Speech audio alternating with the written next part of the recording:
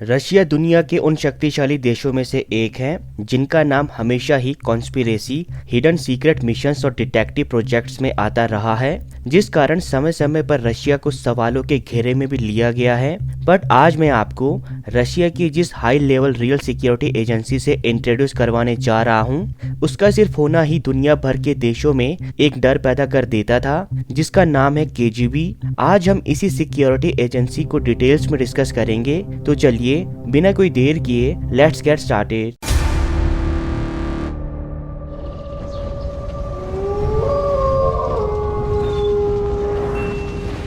1954 में एस्टेब्लिश हुई केजीबी का पूरा नाम है कमिटेट गोसुदार्स बने बेजोपास नोस्ती, जिसे इंग्लिश में कमेटी फॉर स्टेट सिक्योरिटी के नाम से जाना जाता था, जो एक फॉरेन इंटेलिजेंस और डोमेस्टिक सिक्योरिटी एजेंसी थी जिसने सोवियत यूनियन के अंदर और बाहर रहते हुए बहुत सी रिस्पॉन्सिबिलिटीज को पूरा किया, जिसमें पॉलिटिकल लीडरशिप को प्रोटेक्ट करना, बॉर्डर ट्रूप्स को सुपरवाइज करना और रशिया की पॉपुलेशन पर नजर बनाकर रखने जैसे काम शामिल थे। ऐसा माना जाता है कि केजीबी को कम्युनिस्ट पार्टी की तलवार और ढाल की तरह काम करने के लिए बनाया गया था, जिसने बेरिया के सपोर्टर्स को दबाने में मेजर रोल प्ले किया। केजीबी को सीनियर कम्युनिस्ट पार्टी ऑफिशियल्स के द्वारा कंट्रोल किया जाता था, जो अप्रोक्सीमेटली 20 डायरेक्टोरेट्स में डिवाइडेड था, जिसमें सबसे ज्यादा इंपॉर्टेंट थे foreign intelligence, domestic counter intelligence, technical intelligence, protection of political leadership और security of countries frontiers.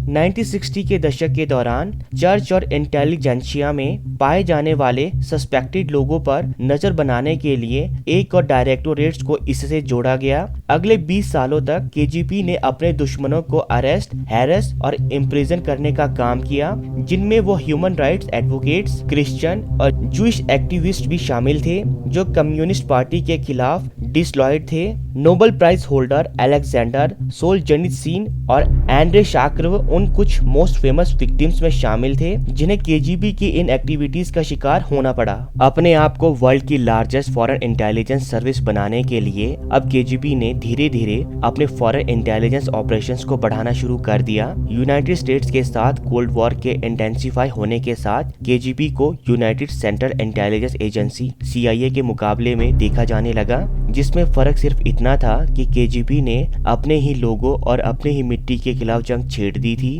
KGB के एजेंट्स को मोस्टली एज अ बिजनेसमैन या जर्नलिस्ट अपॉइंट किया जाता था, जो अपने आइडेंटिटी को छुपाने के लिए पॉलिटिकल इन्फ्लुएंस का यूज करते थे।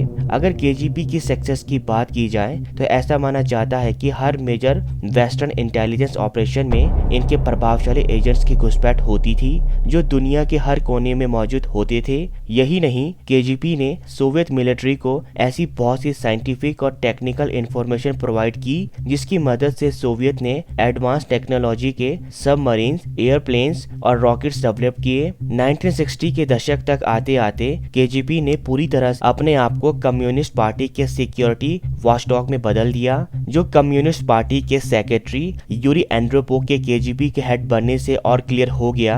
एंड्रोपोव की गाइडेंस में केजीबी ने the best of the brightest members of party को सिलेक्ट किया, और आपको ये जानकर बहुत हैरानी होगी कि 1975 से 1991 तक वर्तमान रशिया के राष्ट्रपति व्लादिमीर पुतिन भी केजीबी के एक फॉरेन इंटेलिजेंस ऑफिसर रहे हैं, जिन्होंने केजीबी तक पहुंचने के लिए बहुत सी मुश्किलों का सामना किया। पर समय हमेशा ही केजीबी के लिए एक जैसा नहीं रहा। Reformist Soviet leader Mikhail Gorbachev की निगरानी में केजीबी कम्युनिस्ट पार्टी के एजेंडा से अलग होकर काम करने लगा, जिसे रोकने के लिए 1991 में senior KGB officer including Vladimir Kryuchkov ने केजीबी को दोबारा सोवियत सिस्टम के अंदर लाने का प्लान तैयार किया, जिसमें वो सक्सेसफुल भी हुए। लेकिन 1991 में जब सोवियत यूनियन बिखर गई, तब केजीबी का डायरेक्ट कंट्रोल रशिया को मिल गया और सोवियत की बिखरी हुई रिपब्लिक्स ने अपनी अलग इंटेलिजेंस और सिक्योरिटी सर्विस को एस्टेब्लिश कर लिया, जो सीक्रेटली केजीबी से जुड़ी रही। अपनी सक्सेस के चरम पर केजीबी दुनिया की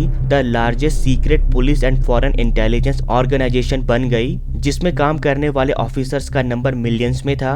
ऐसा माना जाता है कि हर सोवियत लीडर अपनी सक्सेस के लिए केजीबी की सीक्रेट इंफॉर्मेशंस, उनके की फैक्ट्स और कंट्रोल ऑफ पॉपुलेशन पर डिपेंड करता था। बहुत से एक्सपर्ट्स का मानना था कि भले ही केजीबी ने विदेशी ताकतों पर सोवियत यूनियन की एक पकड़ बनाकर रखी हो, पर फिर भी केजीबी ने अपने सोवियत के मिलियंस ऑफ पीपल की लाइफ को सैक्रिफाइस किया। बट हर ऑर्गेनाइजेशन की तरह केजीबी को भी पॉलिटिकल लीडरशिप और ब्यूरोक्रेसी का शिकार होना पड़ा, जिससे इसके मैनेजमेंट में भी दिक्कतें आनी शुरू हो गई। इसके साथ ही सोवियत पावर के लास्ट डिकेड के दौरान न्यूमरस केजीबी ऑफिशियल्स को वेस्ट से हार का सामना भी करना पड़ा। केजीबी के ऑफिसर्स का वैसे तो दुनिया के हर कोने में डंका बजता था, पर कुछ जानकारों का ये भी कहना था कि इन ऑफिसर्स में नेसेसरी एनालिटिकल स्किल्स की कमी थी, जिस कारण ये ऑफिसर्स सोवियत यूनियन के डिक्लाइन को समझ नहीं पाए और वो आखिरकार बिखर गई। जिसके ठीक बाद केजीबी को गिराकर एक नई डोमेस्टिक सिक्योरिटी सर्विस एफएसबी को बनाया गया,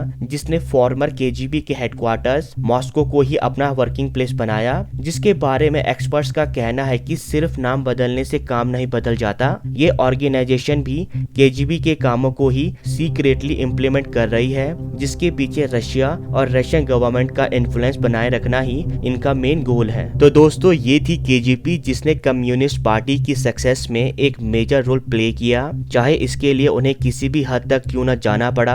अपने आने वाली वीडियोस में हम केजीबी के रोल को अलग अलग कंट्रीज में देखेंगे। अभी के लिए इस वीडियो में इतना ही, मिलते हैं अपनी नेक्स्ट वीडियो पर। And please please please subscribe my channel, ताकि हम एक वंडरफुल कम्युनिटी डेवलप कर सके।